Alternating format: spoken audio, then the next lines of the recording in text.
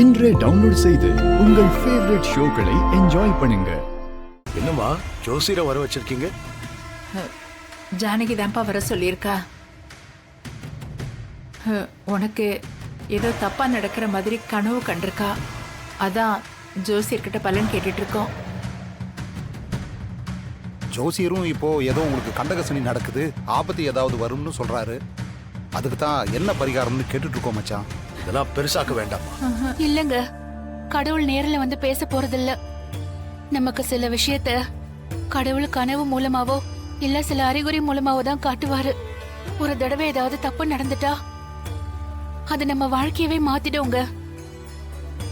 எதுவுமே காரணம் காரியம் இல்லாம நடக்காது. எனக்கு வந்த கனவை கூட நம்ம ஒண்ணும் இல்லைன்னு விட்டுறலாம்.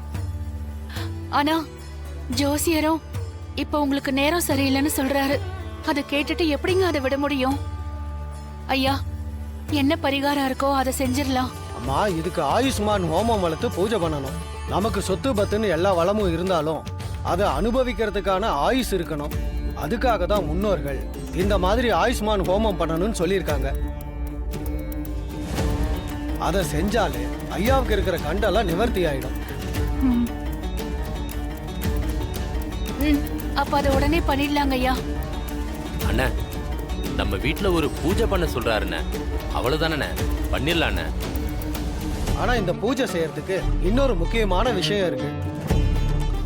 அது நீங்க செய்வீங்களான்னு தான் தெரியல. இந்த பூஜை பண்றதுக்கு முக்கியமான ஒரு ஆள் இருக்கணும். நான் சொல்றேன்னு கோச்சிக்காதீங்க.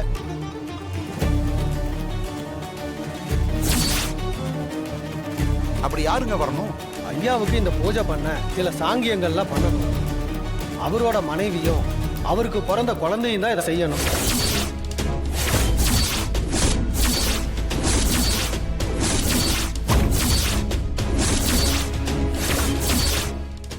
ஐயாவோட பொண்ணு தான் முக்கியமான சில சடங்குலாம் செய்யணும்.